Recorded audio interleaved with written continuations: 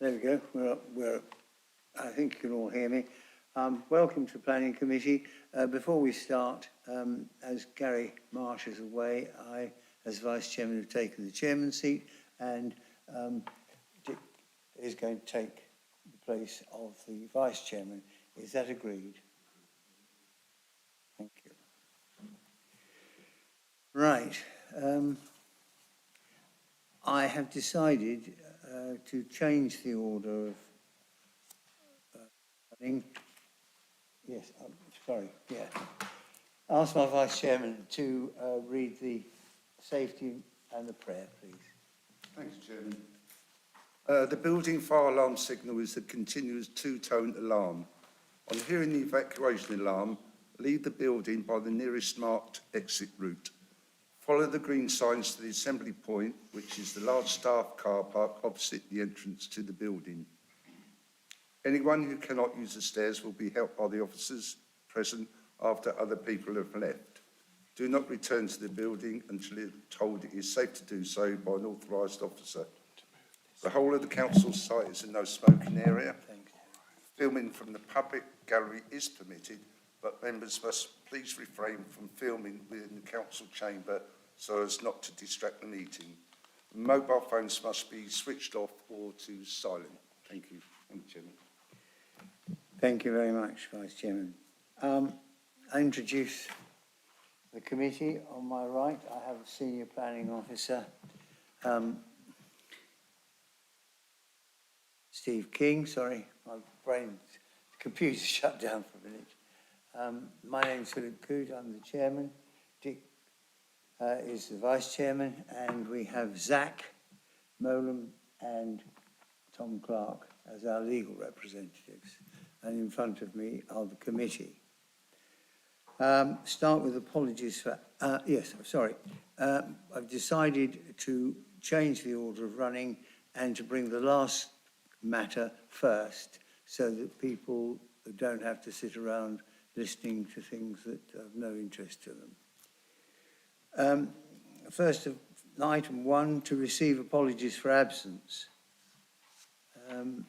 I have one from Councillor Pulfer. Have we any others?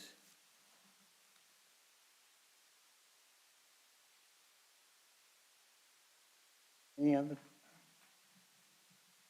We've had Neville Walker, I think. Yes. I don't think he's a member of this committee anymore, is he? He's changed. I think he's changed now. Right.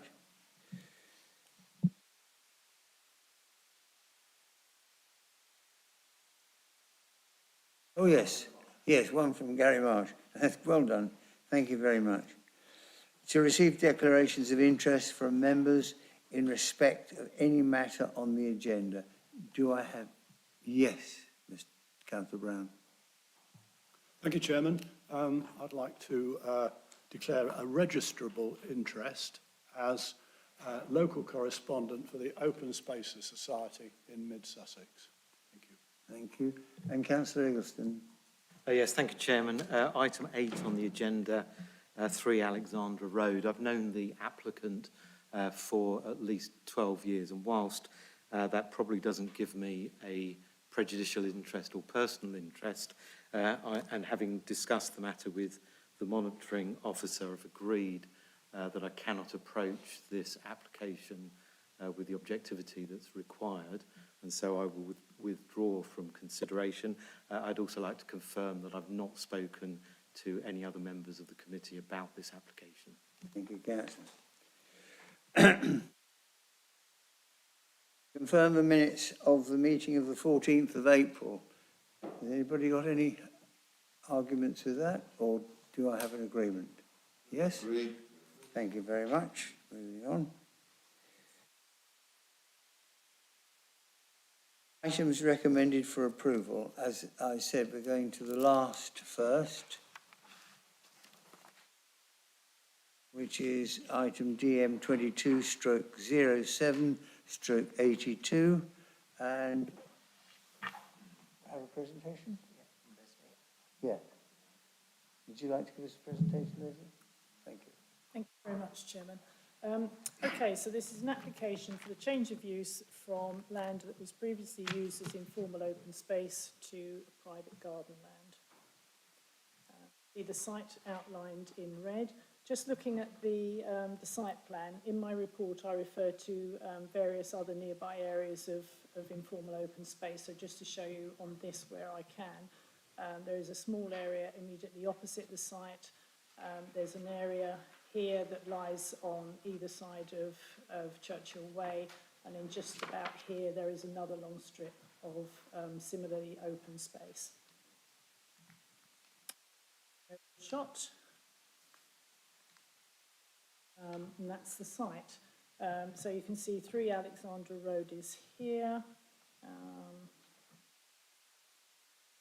2 photographs. This is the application site here. This is the open space on the opposite side of the road. And this photograph just takes in the piece of open space that I referred to that lies very close to, but just to the south of the application site. I think that's probably it. Thank you, Chairman. Thank you. Is the tree TPO'd? I believe there's a tree. I wonder if that's what that is. There's nothing on this site that's covered There's by a nothing. preservation order. All right, thank you very much. I believe we have speakers. Let's start with the first speaker. I'm the speakers. Dick, thank you very much. Thank you very much. Lester Davis Eggleston.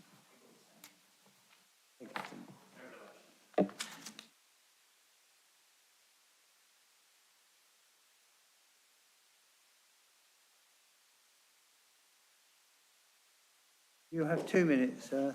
Thank You will be indicated by the traffic light there. After 1.5 minutes, it will go amber. You will have a half a minute. When it goes red, I will ask you to complete in 1 sentence. Okay. Yes. Thank you. Members of the Planning Committee, I have been asked to speak on behalf of the Alexandra Road community about this application. I have also submitted a letter that functions as a technical annex, which I strongly encourage you to read, as I'm a professional policy researcher of over 10 years' experience. This proposal will remove a precious community asset and open space that has sustained our community through many years and now even a global pandemic. Its loss would wreck the character of our area and breach Mid-Sussex District Plan DP26. It will reverse a well-established landscape and green infrastructure network of over half a century, detract from our environment and our sense of place and character. Therefore, I believe it also breaches DG7 and DG25 of the Mid-Sussex Design Guide. It will remove an open space that the community believes has environmental and social value, so even stands to break future policies, DPI 5 when adopted. Policy and the law makes it clear that all green spaces matter, regardless of their existence on a list. And this is reflected in the full G1 policy of the Burgess Hill Neighbourhood Plan that makes it clear that Appendix E is not exhaustive and all open spaces should be protected. Equally, the district list of open spaces which we requested but were not given access to clearly does not include these informal open spaces, but that does not mean that they do not matter and do not deserve protection, as town, district and national policy levels have made so clear. Curiously, we find ourselves in a situation where our institutions value informal open space and policy is to protect it, but they will only do so if it is formally identified. There is a mismatch between policy and its operationalization, and you can now correct this by rejecting this application. Several households will have to retrofit their homes to reduce the impact from this proposal, as it is clear when triangulated with a recent house extension application that this will put a main amenity garden with the inevitable noise issues right by people's front doors. People will have their quality of life negatively impacted, and therefore I believe that this violates DG 42, DG 47 of the Design Guide, DP 29 of the District Plan. If you still wish to approve this, after everything we've said here, we would ask that a condition be attached that no buildings, no cars, and no mobile homes can be placed on the site to attempt to preserve some semblance of the existing street Your time scene. is up, sir. I am finished. Right. The next speaker is Mr. Cherry. I understand you're speaking as a private individual. Thank you, Mr. Chairman, and thank you, Councillor Member, for... You can't speak as a county councillor.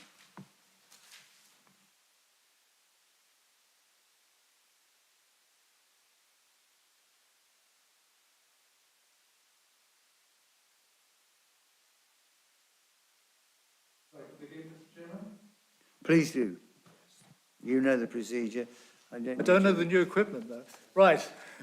The issue is a question that concerns a small piece of green space, not owned by either West Sussex County Council or Mid Sussex District Council, but under their care to preserve its integrity so that the residents of Alexandra Road can enjoy this green space as part of their street scene.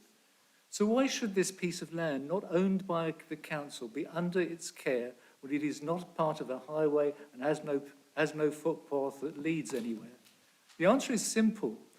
When planning permission was originally granted by the local authority for the original development of Alexandra Road, it must have been done on the promise that pleasant green verges were left undeveloped and open for residents to enjoy. This relatively small issue of enclosing previously open space therefore strikes right to the heart of the trust that residents have in local authorities. Trust to do the right thing. Trust to honour promises made by themselves and by their predecessors. By this planning committee's actions today, residents will judge whether Mid Sussex District Council is honest and trustworthy or needs to be treated with suspicion and distrust. It is a clear issue of local government integrity. As such, I urge all of you who have been entrusted by your residents to make decisions on their behalf to ensure that the status of this small parcel of land is maintained in the spirit that it was intended when the planning authority many years ago gave its permission for Alexandra Road to be developed.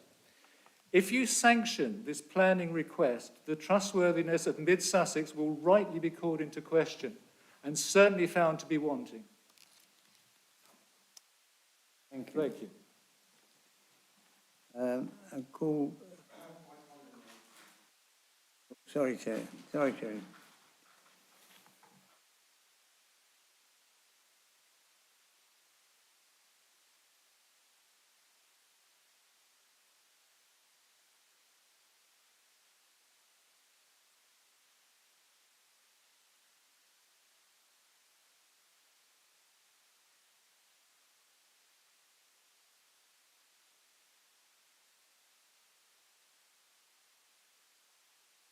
Go on, Mr. Cross now, please.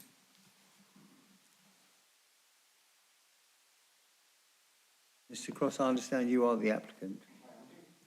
Okay. You have 2 minutes. After 1.5 minutes, the light will go amber, and when it goes red, I'll ask you to complete in 1 sentence. Thank you. I'd like to speak, thank you to the Chair and the members of the committee for their time today. We appreciate the opportunity to speak. We have taken time to consider how best to respond to the points raised against our application. I've broken these down into a few sections. How will a successful application affect the open space in the district? As per the planning officer's report, the land in question is not included within the restrictions imposed under the district and neighbourhood or town plan. That said, there is a multitude of similar green spaces within the same road and the local vicinity of varying sizes as detailed within our application. How our lands used as part of our garden may affect our neighbours. Since we have taken ownership of the land, we have regularly mown the grass, cut back the overgrown brambles by circa 8 feet in depth and generally improved the outlook the neighbours now can enjoy, as per the before and after photos provided by 8 Alexandra Road. With the planned hedge planted along the internal edge of the land to provide privacy for our use, it also greatly improves the outlooks for our neighbours with the large variety of plants we have ready to plant. Would its use as a garden be unduly noisy? There is no intention for us to utilise this area of our dwelling for anything other than a place of relaxation and rest for our family.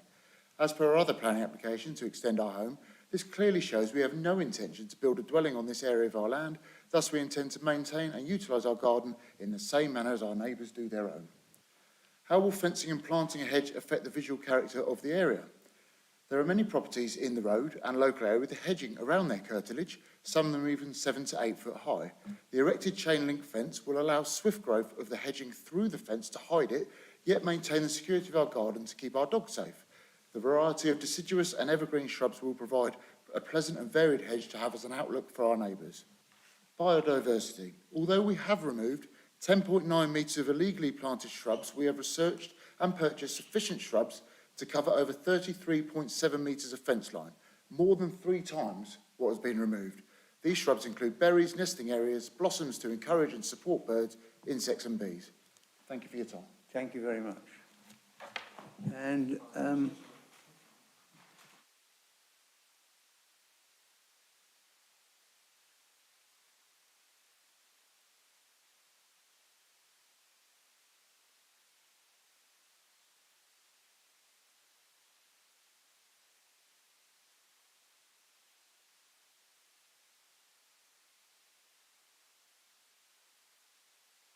good afternoon, Councillor Henwood.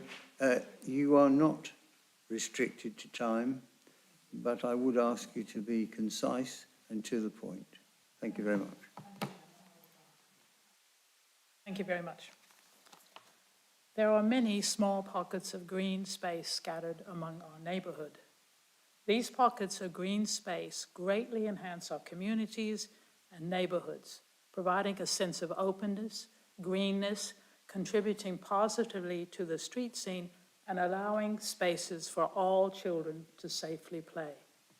This particular site of green open space has been used by the community for over 50 years. It was left by the developers when the estate was built, under the trust of West Sussex County Council, who have maintained it, regularly cutting the grass. One reason the planning officer has given for approving this change of use is that this particular pocket of green open space is not on any list and therefore cannot be considered a loss of open space. Societies now recognize the value of these areas and their positive contribution to the local community. Recognizing this value by guidance and policies now in place to protect and preserve them, recognizing the need to explicitly protect and preserve them. To list planning considerations, starting with NPPF guidance 2021. Some of the guidance stating planning policies and decisions should enable retention of local services and community facilities such as open space. Another guidance, existing open space should not be built on unless, and then there are certain criteria, among them an assessment of the local need should be made. Further policies, Mid-Sussex Design Guide, SPD 2020, Design Guide 25, to enhance the environment and sense of place through open space. Open spaces make an important contribution to the character of an area. Mid-Sussex District Plan Policies 2018, DP 24, leisure and cultural facilities and activities, quote, proposals that involve the loss of cultural facilities, open space, will not be supported unless, and yet again, an assessment should be made of the need. DP 26, character and design, quote, all applicants will be required to demonstrate that development protects open spaces that contribute to the character of the area, does not cause significant harm to the amenities of existing nearby residents. Burgess Hill Neighbourhood Plans 2015. Although this particular open space is not on any list in Burgess Hill, this neighbourhood plan demonstrates foresight and vision in recognizing the importance of these green spaces. Co-objective 1, preserve and enhance existing residential neighbourhoods. Co-objective 5, protect and improve areas of existing landscape value and open space identified by local communities. Co-objective 6, promote new open space areas and green infrastructure. Encourage new opportunities to protect and enhance biodiversity. Policy G1, areas of open space. Quote, all existing areas of formal and informal open space will be protected from development and appropriate access to these areas will be maintained. Traditionally, these small pockets of green open space, which have been used and valued by the local community, have never been threatened before. Now, there exists guidance and policies that explicitly are in place to protect and preserve these areas for community use. It can be seen that this area of green open space, although not on any list, is now being protected by guidance and policies from the NPPF 2021, Mid-Sussex Design Guide 2020, Mid-Sussex District Plan 2018, and Burgess Hill Neighbourhood Plan. The question for this committee is, does this application contravene the guidance and policies now in force to protect these pockets of green open space scattered within our communities, and in particular this site of green open space located adjacent to number 3 Alexandra Road? Also consider, if permission is given for this loss of open space, how secure are the other areas of open space scattered throughout our neighbourhoods, not on any list? Thank you, Councillor. Would you like to answer some of the points that have been made? Specific question. The questions. I'm happy to respond. The officer's report does acknowledge that, that the loss of this open space is to be considered, and the third paragraph of the section relating to loss of informal open space recognises that it's not just that open space that sits on our databases that has to be considered. And what that paragraph goes on to say is that essentially we must consider what harm would be caused by the loss of an open space that isn't quantified in any of our documents. If we were trying to prove a local need, if it forms a space that we haven't actually attributed to any of our documents where we've judged what the levels of need and provision are, it would be impossible for officers to quantify in definitive terms that it provides a loss or reduces levels of informal open space to a level that are below what our policies seek to provide. Nevertheless, I've gone on to consider what would be the effects of the loss of this open space, and essentially we need to consider what harms would be caused, not just by the fact it would be a loss of open space, but what harm would that loss cause. And the report does go through in terms of the trying to quantify the loss of the space. How would we do that to demonstrate harm? The visual characters, what harm would the change of this to a garden make to the general character of the surrounding area? So those matters have been addressed. It would still be a green space. It wouldn't be public and it wouldn't be open insofar as the applicant has suggested he would plant hedgerow and plants around the edge. But it wouldn't be a space that would be built on. The point has been made that how the harm could be caused by building extensions or a new house or whatever. Well, those projects would require planning permission when the impact on the character of the surrounding area would be considered in the usual way. I think really probably it. I think we're not suggesting that it's not open space, but it's a matter, I think, for the committee to decide what is the harm you think the loss of this space would cause. Is there an identifiable harm to residents or the character of the area that the loss of this space and its use as a private garden would cause? Thank you. Thank you. Thank you for your concise answer. I open it up to the floor now. Councillor Forbes. Thank you, Chairman. Just a couple of points, just a couple of questions, really. The picture we're seeing at the moment, that's not the bit of land, is it? It's the opposite side of the road? It is There. But it's fenced already. I think, well, partly there's an opening in it, so people can still get onto the site. I'll try to cancel them. It's owned by West Sussex. No, it was owned by, strange enough, by the original developers. It was controlled by West Sussex, but it wasn't owned by them. If I just go to the next slide, that's on the top photograph on the right-hand side, that's the other piece of open space on the opposite side of the road, and you can just see the fencing there.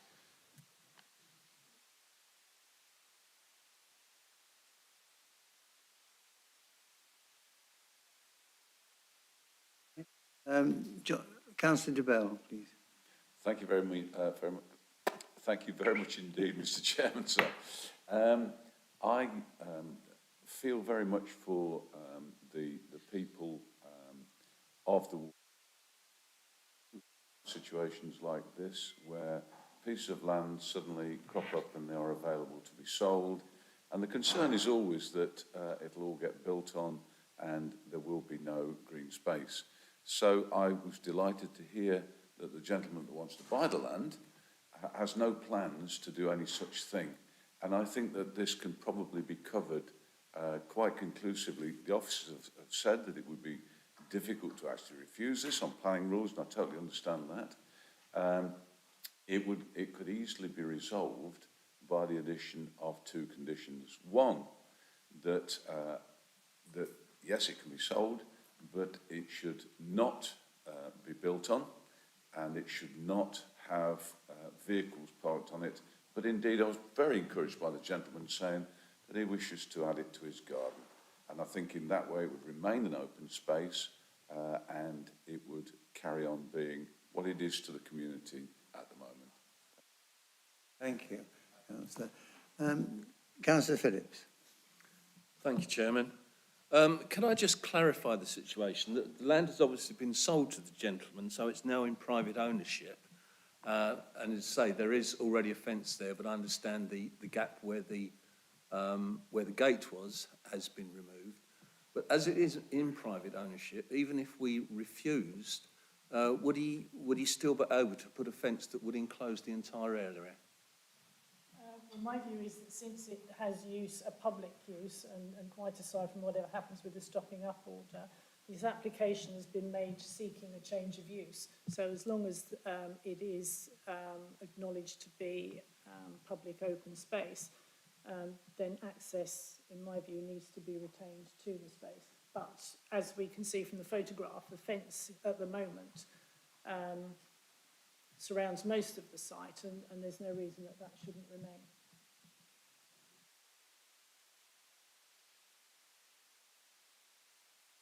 You happy with that, Councillor Phillips? Right, my Vice Chairman, Councillor Sweeten. Thank you, Chairman. Councillor Phillips just answered the question I was going to ask about this land is already in public ownership.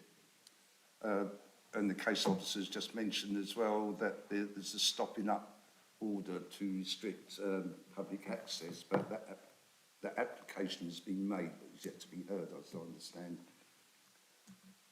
As it is in ownership, and and the applicant does restrict public access, then I understand that hedging would be planted, which would actually enhance the street scene. It's not the only open space in that area. As I understand, there's quite a few other open spaces. And previously, if you correct me if I'm wrong, that this was overgrown and it was cut by the applicant. You can see in this photograph. I spoke to the county council, who said that they maintained it periodically. Yeah, so it's probably overgrown. I seem to have read that somewhere. I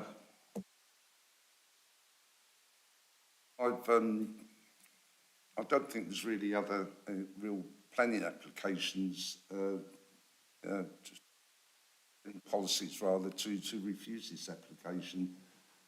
It's not considered in the assessment policies of open space, Chairman. So I will leave it there and let other members speak. Thank you. Thank you, Councillor. Councillor Webb. Thank you, Chairman. I'd like to know whether at the end of this procedure, if permission is granted, will this then be incorporated into the garden of one of the adjacent houses, or will it remain in its own right as a separate plot of land? I understand that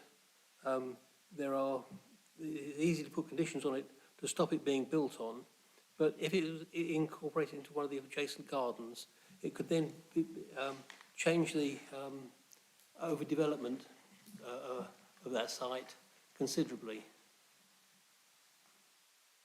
Thank you. The site is to be incorporated as part of the garden to number 3, which lies next to it.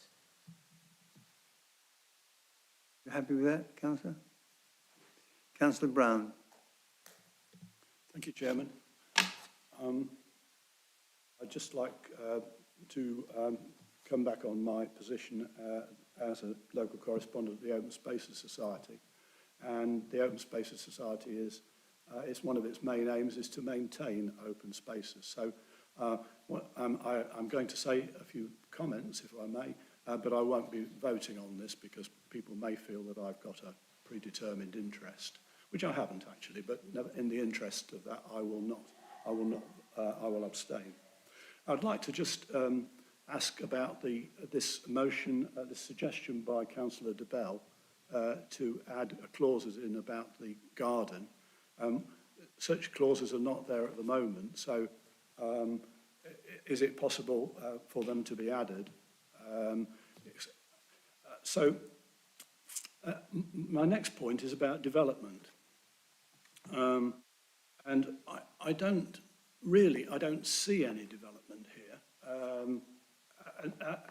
And if that land, for instance, were to be incorporated with the existing curtilage of number 3, Alexandra Road, would there be anything to stop planning applications or subsequent planning applications to build on it or to have access to it, to park on it, and to put permitted development buildings on it, all those sort of things. I'd like to clarify what I understand is the legal position with regard to the county council. And of course, the county council don't own the land. The land is vested in the county council to manage it at the moment as an open space. And my understanding is that's been the position since the estate was built, and almost certainly down to the original planning permission that was granted when those houses were built. And the way that, again, the way that can only be put right is by a Section 247 order, and this is mentioned on page 50, yes, at the bottom of page 52, which is another parallel process, and that process is dependent on planning permission being granted. So we're back to we're back to development again, and I don't think that this is the right consideration. This garden consideration is the right place to decide whether development can take place on this site. I mean, so I think that the additional application that's already in DM 221188 or any subsequent application for what is, in my mind, development of buildings and extension of the existing premises, that sort of thing, that is the place to consider this planning application. And finally, I very much agree with Councillor Henwood in relation to the Burgess Hill neighbourhood plan, or G1, because it's that is not exclusive in the fact that it's not shown on any plan. There's a general intent to safeguard green spaces. But however, I've got sympathy with the landowner and the developer. But I wonder whether this is the right time and the right development to consider this. and make a decision. Thank you very much. Thank you, Councillor Brown. Councillor Swift. Thank you, Chairman. I think we need to look at what is before us today and what we're actually discussing. We're not talking about development. And I'll just read it out. Permission is sought for the change of use of this modest-sized piece of land, change of use, within a residential area from formal open space previously owned by the original developer of the surrounding area to a private garden land to form part of the garden of the adjoining bungalow. That's what we're looking at to determine, not whether we, hypothetical buildings on there, because that would require a separate planning permission, Chairman. Thank you. Absolutely. As you say, Councillor Swift, it would require planning permission. I would just like to add that we have spaces like this in Crawley Down, and unfortunately, because when the original developer didn't tidy the thing up properly, it wasn't under a contract of maintenance, they get very badly misused.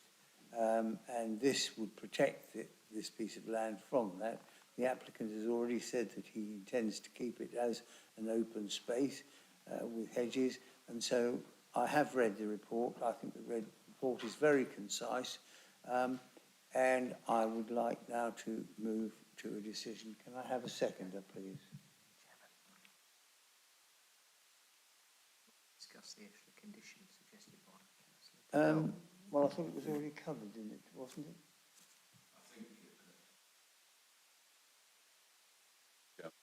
Councillor Brown sort of alluded to the fact that I proposed codicil or a condition that it not be built on and not park cars on. I don't think that that's what the guy wants to do, but about that just to make sure. Well, I did hear what you said, but I thought that he can't do that anyway without planning permission. And it would have to come back to us and we would... Am I right? He can't just put a building on it, can he? Yeah. It depends what development exactly. Cars, hard standing. So I think members would need to be clear about exactly what development they're trying to prevent. Permitted development rights cover a certain amount, but I think members do need to be clear quite what they're trying to prevent for us to make sure that we cover it. That said, if you would draft the appropriate, and I and the Vice Chairman will sign it, that taking, can we move to a vote, please? Yes. I think we need to be clear what we are actually permitting. So I think if Mr. King could confirm what we can and cannot do, so we're clear what we're voting on. Yeah, thank you, Chairman. Some things would automatically require planning permission here in terms of outbuildings because they're going closer to the highway than the front elevation of the house. But if it's a blanket restriction on all buildings across the whole of that parcel of land, that could be done, and a removal of permitted development rights for hard standings in the event that anyone wanted to park a vehicle there. So if you want to remove all permitted development rights for outbuildings and hard standing, that can be done. So if that's what the committee want. Thank you very much. Do you have a second? Councillor Forbes. Can we vote on that, please? I'd like to see a show of hands. Oh, sorry, yes. I'm back in the days of the Romans. I'm sorry.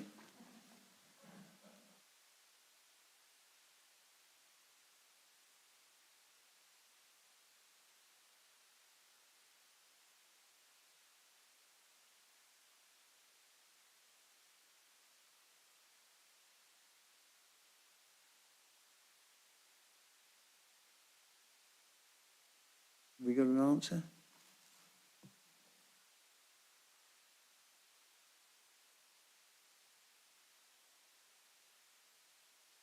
I can't understand this, I'm sorry. Sorry? Oh, I see.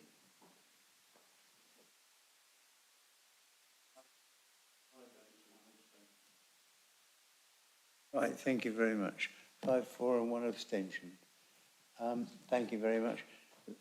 That having been decided, can we now vote on the fact that, on the proposal before us, with that included?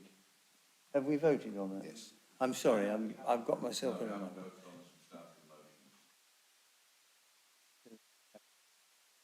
With that, Mr. Voted on the proposal from councillor de Bell, Yeah. and that's now included in the motion to approve. So the motion is- So we need to vote on that as well. Thank you very much. Thank you very much for the public attendance and, We've got to vote. sorry? We've got to vote.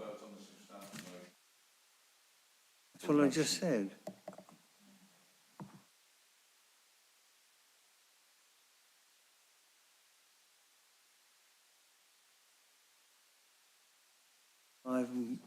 Five, 1 against and 1 abstention. Oh,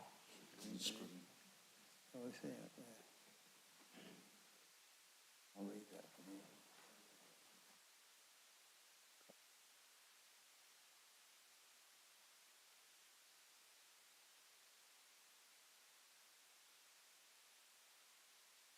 See the result. 5 in favour, 1 against and 1. That's what I said. 5. Thank you very much. So that is carried. Thank you very much for your attendance, members. And we will now resume to the beginning of the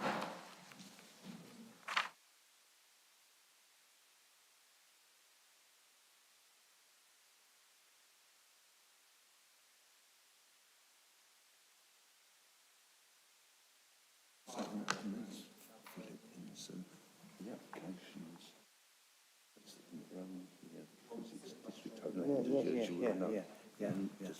I'm going to send the presentation. Bless you. It's up to you. Yeah, no, you're absolutely right. Right, we now move to DM 220803.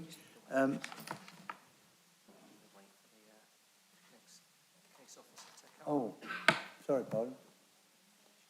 Wait for your...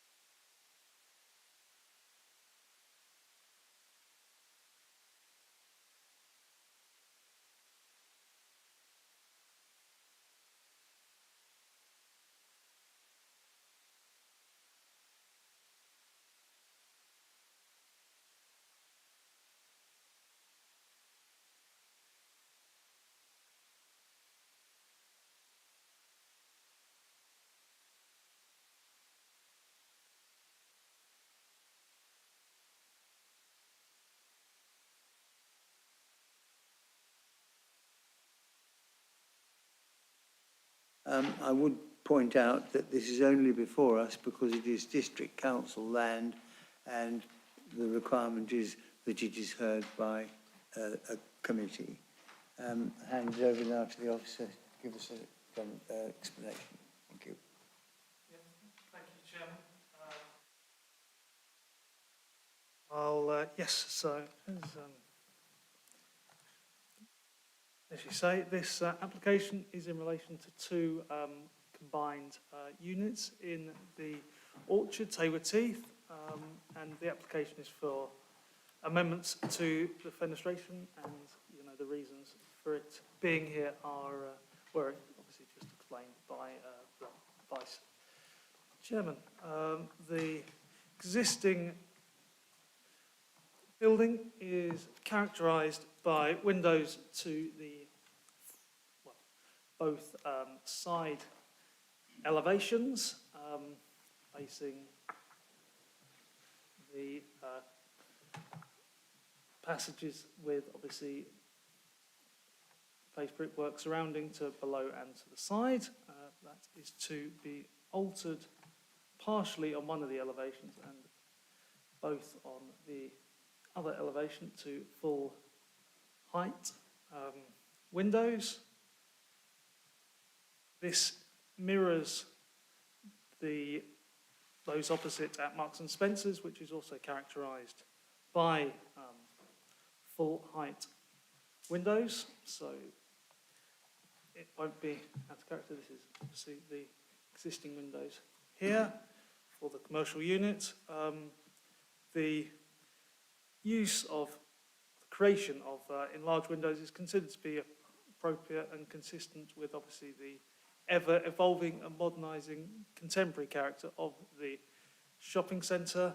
The standard of design is deemed in keeping with the character of the area and in line with policy requirements, DP 26 of the district plan and E9 of the Hayward Heath neighbourhood plan. Thank you, Chairman.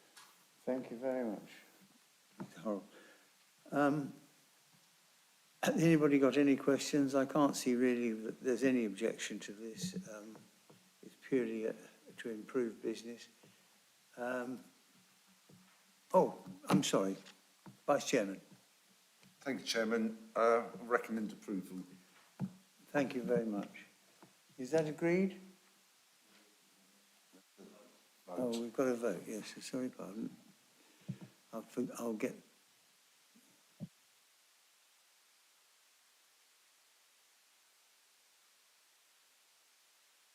Oh, here we are.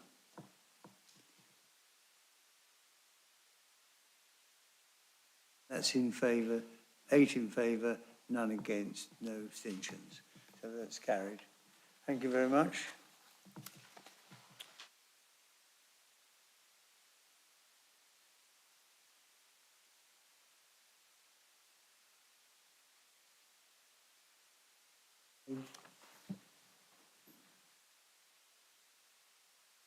Bless you.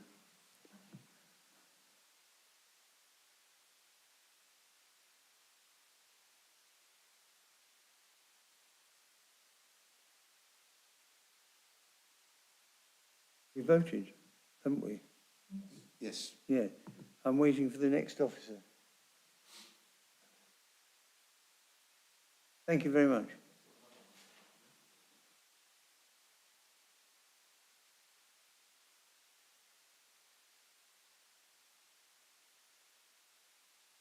Here we go again.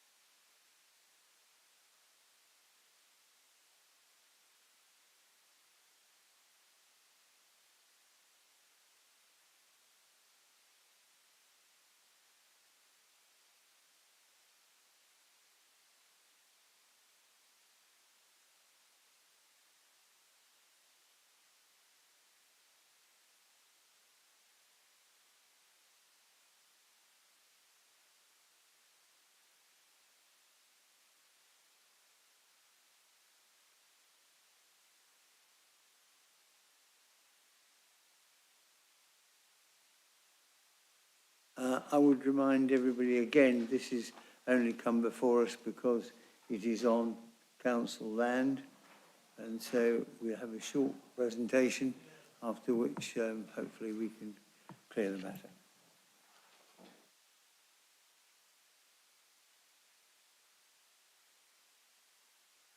Chairman. Yes, so this application concerns Mid Sussex District Council car park on Hazel Grove Road in St Joseph's Way in Hayward Heath, and it's to demolish the existing toilet block and build a new toilet block consisting of a change in places toilet, a male toilet and a female toilet. So here we have the application site. So it's the existing toilet block on the western side of the car park on St Joseph's Way. To the west we can see here you've got the Orchard Shopping Centre with Hazel Grove Road to the east and St Joseph's Catholic Primary School further east. So here we have a site plan showing the proposed toilet block and it's adjacent to the existing pavement area. You've got the zebra crossing that leads into the Orchard Shopping Centre there on the west, and then you've got existing car parking bays to the east, south and north. So here we can see the existing toilet block. It's a brick-built building with a tile-hipped roof, and here you can see there's an existing male toilet, female toilet, and then a small disabled toilet. So here we can see that the new toilet block, it's slightly longer and less wide than the existing building with a flat roof. It will be clad with white fibre cement weatherboarding. This is considered easier to clean and more hygienic. And it also allows the building to stand out for visually impaired people. So we can see that there's a ladies' toilet with 3 toilet cubicles, a men's toilet with 1 toilet and 2 urinals, and then we've got a larger change in places toilet, which is for people with learning or physical disabilities. It just provides more equipment and more space to enable them to use the toilets safely and comfortably. The proposal is considered to improve upon the existing toilet provision, and in terms of design is considered acceptable. It should not detract from the appearance and character of the area. And here we can see the existing toilet building. So this is with the backdrop of the car park. And then we've got the toilet building again against the backdrop of the Orchard Shopping Centre. So it's recommended that planning permission be approved, subject to the conditions set out in Appendix A of the report. Thank you, Chairman. Thank you very much. Chairman, would you like to move as recommended? Unless anybody wants to speak on this. I can't see any. Thank you, Chairman. Speaking. I think this is thank you for that presentation. This has been a long time coming and much improvement to the existing toilet facilities in the Orchard Shopping Centre. So I'm quite pleased this is happening, Chairman, and I'd like to recommend approval. No, thank you very much. Wishes to speak. Councillor Brown. Thank you very much, Chairman. I want to make a few comments about this because there's been no opportunity for any scrutiny of this development. Well, with due respect, sir, it's a toilet. I'm sorry? It's a toilet. The point I'd like to make is that the existing toilet has been closed on many occasions because it's unserviceable, and the gents water closet, there's only one in this development. Now, in East Grinstead, the toilet there has got there's 2 WCs, and one of them is invariably out of service, but the blocked or continuously running. But because of that, it still can be used without being closed. And I mean, the gents water closet gets very hard use in public use. And just having a single one, I know there's a single one there at the moment, but that's almost certainly one of the reasons it's continually closed. So what is your point, sir? My point is it's not improving, which is the claim, it's not improving the provision for normal non-disabled males at this toilet block. That's my point. So, it's the disabled part of it that you're objecting to? No, the disabled bit is wonderful, marvellous. And the ladies, I think, is fit for purpose. But I don't think the men's is with a single... It's big enough? A single water closet.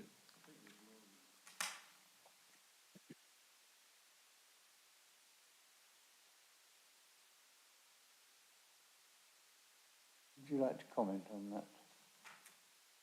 I mean, Councillor Brown is correct. There is one sort of cubicle with a toilet, but there are also two urinals. If we compare that, if I just go back, with the previous, there were two cubicles before. So in certain respects, yes, there is only one cubicle now for males.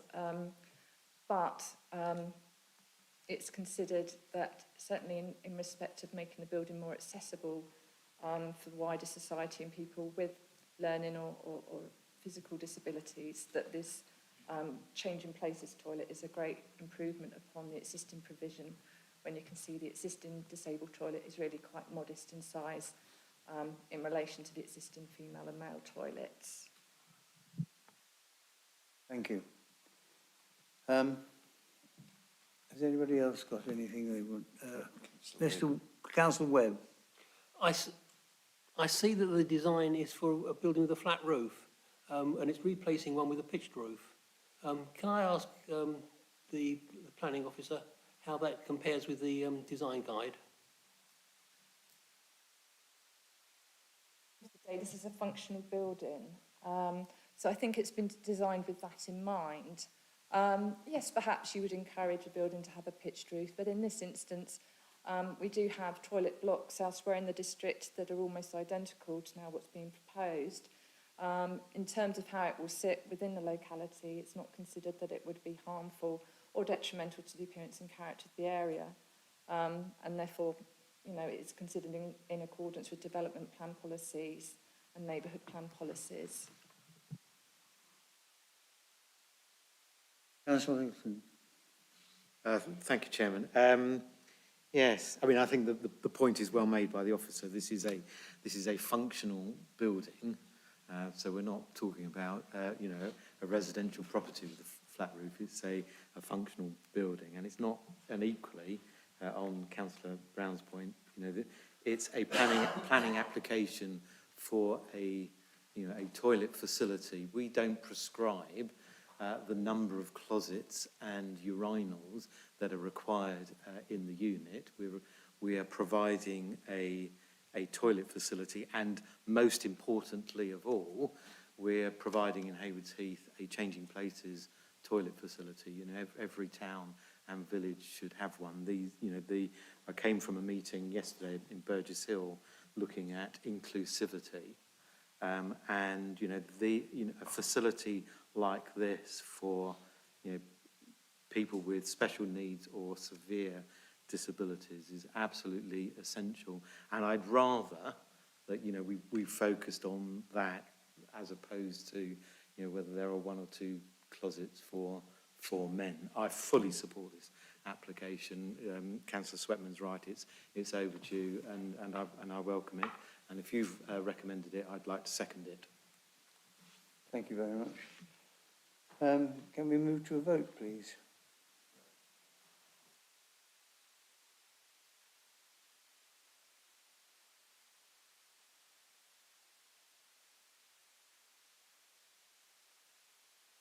Seven in favour.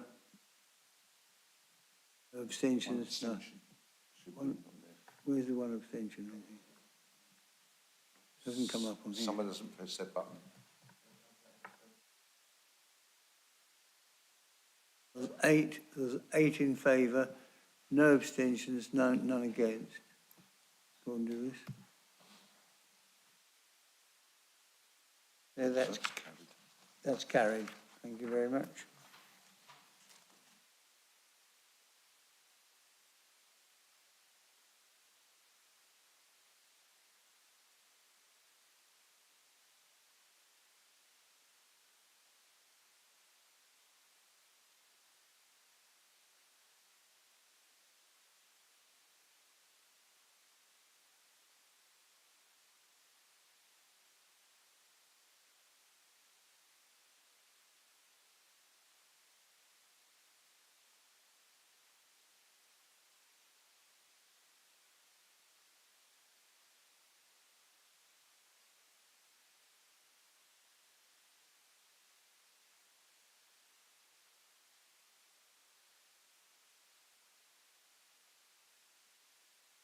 Right, this is application DM/22/0860. And again, this is only before us because it is on the district council's land. Mr. Horrell, would you like to give us a resume?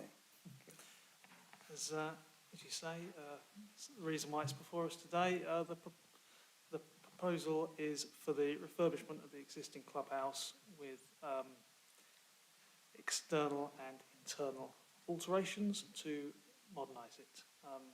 As you can see, the existing clubhouse is within the southern section of Victoria Park in Haywards Heath.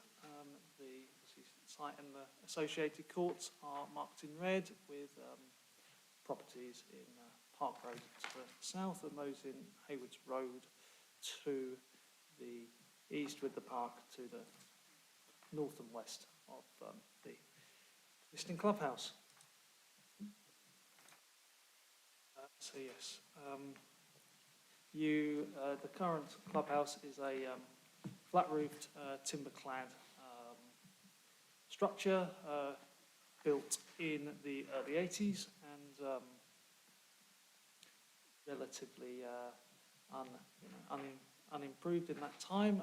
Councillors may remember that in 2020 there was a approved replacement clubhouse in the days in which we were all doing it via Zoom rather than in person.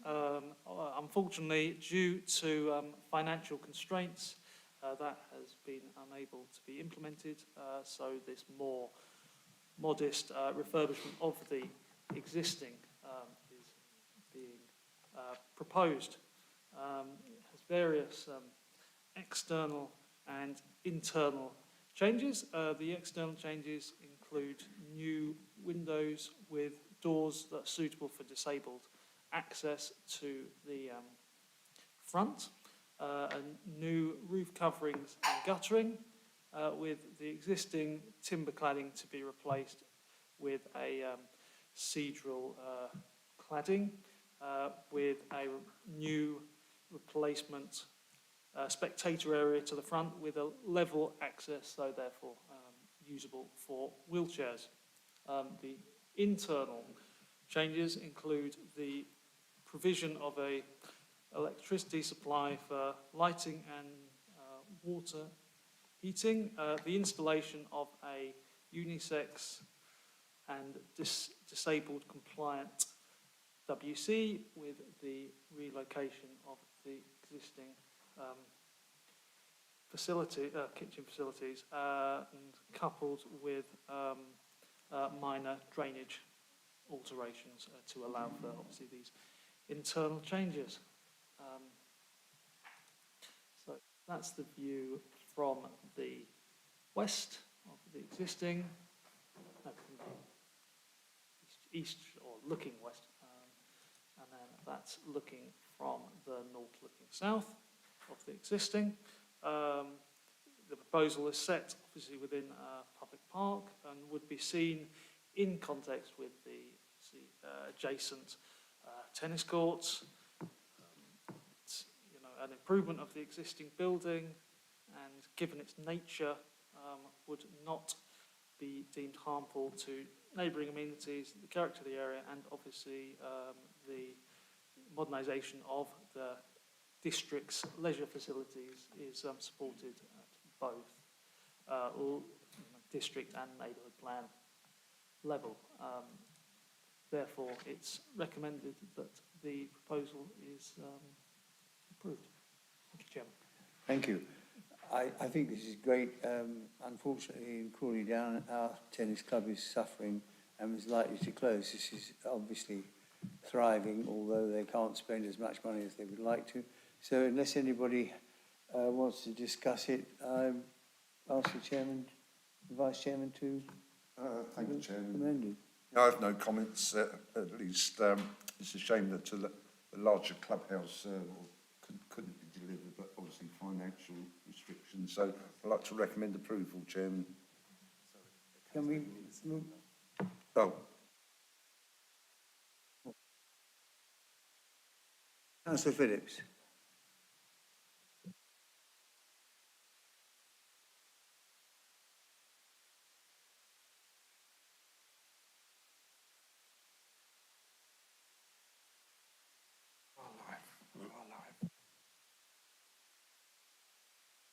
No, just second, Chairman, that's all I was indicating.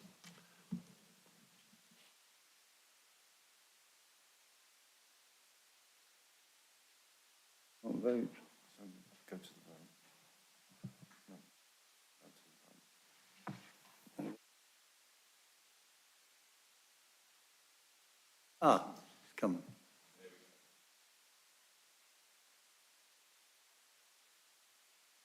That's 8 in favour, no abstentions, none against.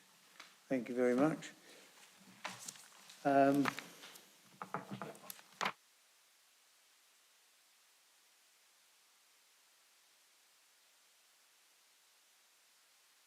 have no questions, and so therefore I conclude the meeting at 5 minutes.